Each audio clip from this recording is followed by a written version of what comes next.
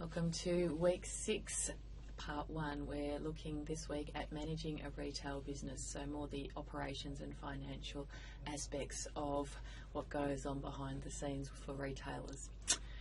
Okay, so first of all we're going to have a look at the customer's perspective, what the customer actually needs.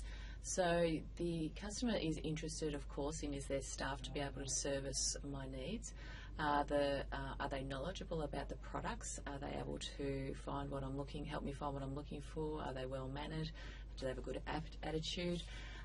The perspective of looking around the store, does it feel clean? So from a housekeeping perspective, are the staff looking after the store and keeping it well maintained?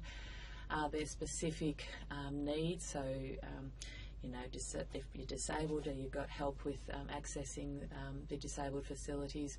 If you maybe speak a different language, is there anyone who can help you and understand what you're trying to say? And are these needs promptly looked after without big problems? From the retail organisation's perspective, from the employee, we're looking at is my job satisfying? Am I getting enough of a challenge? Is there a career progression in terms of a path that I can apply for promotions? So is there enough scope for me to make this my career? Am I able to have any input into the decision-making process, or is it very much top-down and I don't get a say? Is it clear and open with my managers and my colleagues as well for us to be able to communicate with each other? Do I understand what I have to do and what I'm responsible for, and if I need to supervise other staff, what I have to do? Do I feel like I'm being treated fairly and rewarded in terms of my pay? From the management perspective, we're looking at, is it easy to get staff and retain people who like to work for us? Their procedures outlined in terms of their jobs, of what they have to do. Is the reporting process clear of who reports to who and who manages who? Is there support in terms of what the staff actually need and what our departments need to be able to run our business? Is the organisational strategy well understood? The employees feel like they're motivated and they want to do the job. This is typically measured by absenteeism, so people not turning up at all or turning up late. And if we need more staff, is the recruitment process able to be clearly defined in terms of getting new staff if we need it, or casual staff if we need to cover sickness or holidays, etc. Are we able to change to suit the customers and the environmental needs easily, or is it a very bureaucratic process? So that's looking at it from the 3 perspectives of the customer, the employee and the actual management structure within the retailer. So please note too, this week's topic is not so much about learning to operate and run your own store business as an independent operator, though we will reflect on some of those aspects. This is more about the typical larger retailer and the operational perspectives behind that. So some of this is relevant for a small retailer, of course. So in terms of organising the retailer and what is required, we certainly need to make sure that the tasks required to have the correct distribution is organised. So this revolves around having staff in the warehouse function to receive stock, perhaps to transport stock around and to get stock out to our stores. There may also require staff at store level to be able to receive stock, so a loading bay, unloading of stock, storing of stock behind the store, and staff to be able to put the stock into the store environment as well. So this is quite a big part of the tasks for retailers, because there's a lot of product movement and being able to get stock in and out as required. There may be aspects of liaison with the suppliers as well, so some staff will be required to talk to other warehouses, or the buyers required to talk to the suppliers around getting the stock to both our stores, but now with the online environment, actually delivering the stock direct through to the customer's homes sometimes. So putting these into actual jobs as such, so that everybody understands what it is that they actually have to do. So typically we see this as having an organisational chart process. So from the retailer's perspective, we're looking at the merchandise coordination aspect of logistics. So we're looking at when do we want stock, which stores require what stock, in what quantity, and what delivery date. So this is the retailer's perspective of getting stock from their supplier base, which could be the manufacturer or the wholesaler. So the manufacturer or wholesaler certainly wants information from the retailer, which comes through from, say, shipping departments, if it's a big retailer, around how the stock is to be received, how it's to be packaged, where it's going to be stored, if it has special instructions. For example, frozen product needs to be kept in a certain temperature. Maybe if it's very fragile product, that it may require special packaging and things like that. It may also be part of promotional that's going on, so they may require signage and extra additional paraphernalia to go with the stock as well. In the organisation, particularly head office, we have many staff who have very specific roles. So in a couple of weeks we're going to be talking about the role of the buyer, but the buying office manages the merchandise coordination in terms of selecting the stock, working out the quantities, working out the delivery dates, working out which stores get what. Then we've also got the coordination between the buyers and the warehouse, and also the suppliers, of course. Then we may have also other aspects where we've got marketing departments, which is involved in getting the advertising coordinated, and we also have the accounting departments, which is the management of the payments to our suppliers, but also receiving of our sales and processing the numbers required for our managing of our accounts. Then we've also got IT and other specialists such as that.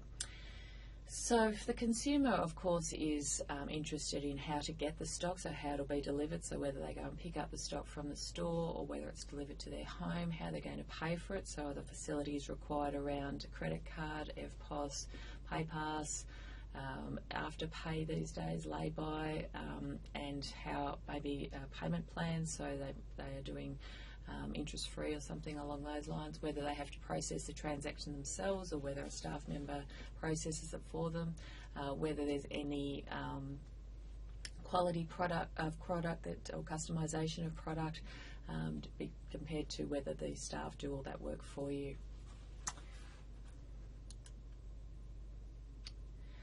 So the store management side of it, so the person responsible for running the store certainly has a lot of work to do to be able to coordinate all their staff at store level, to be able to build the brand and be part of the branding and the brand ambassador role with the customer service aspect of staff as well, and customers. So this is a very important role to make sure customers are happy and to make sure our staff are happy as well. So they've got a lot of work to do because they have a lot of staff who have lots of different needs. So we may see people who are relatively unskilled, who need some training. We may have people who require different types of hours, so want to work part-time or casually. So even yourselves as students, you know, often you may need to let your work know that you can't work because of exams or projects and things like that. Also to be able to present the product in a way that the customer wants to be able to buy the product. So the store manager certainly is a responsible job, and it increases with responsibility the bigger the store actually is. So if we're talking about the store manager of a department store, that's an incredibly large role to manage all those departments and all those people versus running a very small store where you may only have a couple of staff. You're certainly responsible for the profitability of that store, and a lot of your day-to-day operations revolves around staff issues and people issues. So you're measured on achieving sales results and being efficient with management of expenses as well. So here's a typical job description of what a store manager actually requires. This is an example from the book for a large department store in America, but you can see some of the roles of what they actually have to do. So very much involved in the financial back-end management of the store, making sure that all our staff are doing things such as ordering the correct stock, putting it out on shelf, moving it around if it's required from a visual merchandising display, making sure that the cash is banked correctly from the cash registers, the opening and closing of a store, which may have security elements to it as well, managing customers in terms of inquiries or complaints, and of course reporting through to some other type of supervisor, whether it's a state manager, operations manager, or straight through to head office. So that depends on the size of the organisation. So the organising of the retail firm certainly is very much about staff management. So we prefer bosses, I guess, who are interested in employees, making sure there's, particularly if there's issues around staff leaving. So employee turnover, if they're not turning up, if they're sick a lot, sometimes that's an indication that the staff are not happy and the morale's not very high. Make sure that they understand who they're reporting to and who they're responsible for in terms of staff, what their job role is in terms of what decisions they're allowed to make, and also making sure that their own employees that they're responsible for are getting enough training and enough empowerment as well. So this is a huge communication and coordination role. So even though you have formal relationships of who you report to and who you don't, also the importance of the informality of communication with many different aspects of the organisation.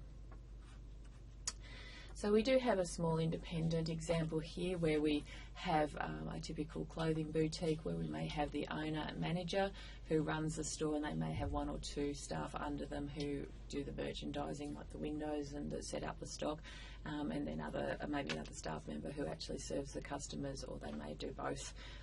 So yeah, very small structure, very small number of staff. Sometimes it's even smaller than that. The owner does everything.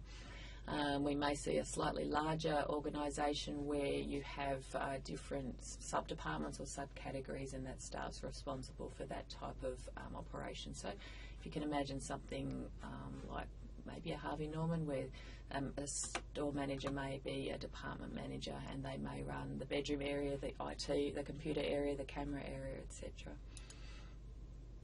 In a department store, we tend to see a little bit different approach. So in the American model, they tend to call their managers presidents, but in the Australian model, we tend to call them general managers as such. So we may have different coordination roles for the advertising department, the merchandise buying function, the store management function. So that is an operations type role where you are going out and managing the stores.